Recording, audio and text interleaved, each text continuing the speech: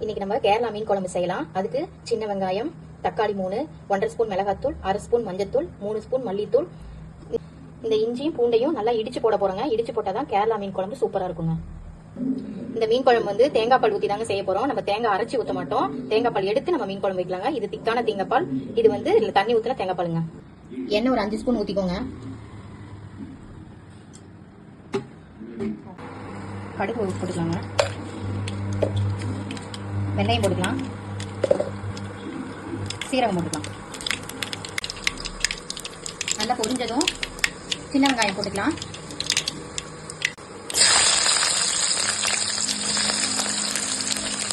கொஞ்சம் உப்பு போட்டுக்கோங்க, ஏன்னா சீக்கிரமா வந்து ஃப்ரை ஆகணும் வெங்காயம்.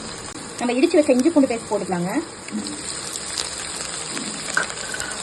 அது கூட 2 பச்சை மிளகாய் போட்டுக்கலாங்க. டேஸ்ட் சூப்பரா இருக்கும்.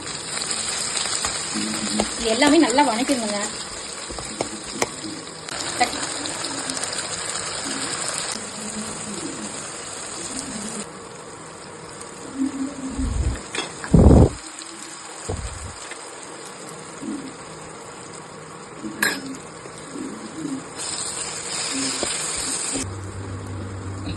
நெல்லிக்காய் சைஸ் புளி எடுத்து ஊற வச்சு கொஞ்சம் கரைச்சி ஊத்திடுங்க.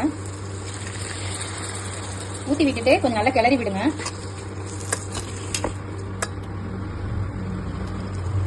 நம்ம எடுத்து வச்ச 2வது பால் ஊத்திக்கலாங்க.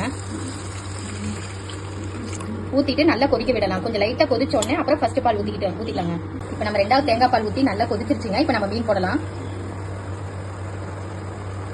சூப்பரான பாறை மீனுங்க.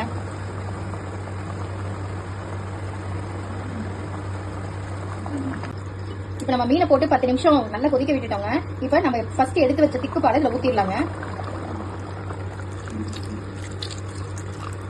ஊத்திட்டு ஒரு 5 நிமிஷம் கழிச்சு ஆஃப் பண்ணிருங்க. கொத்தமல்லி கருவேப்பிலை தூவி ஆஃப் பண்ணி நம்ம திக்கான பால் ஊத்திட்டோங்க.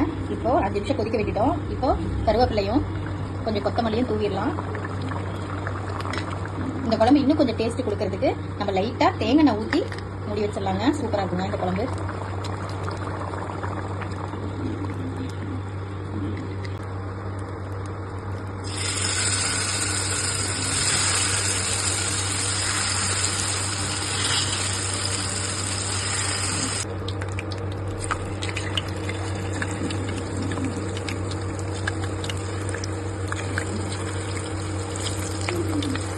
சண்டே லஞ்ச் கேரளா மீன் குழம்பு, fish fry, onion, chicken chilli. உங்களுக்கு லஞ்ச் பிடிச்சிருந்தா லைக் பண்ணுங்க, ஷேர் பண்ணுங்க, சப்ஸ்கிரைப் பண்ணுங்க.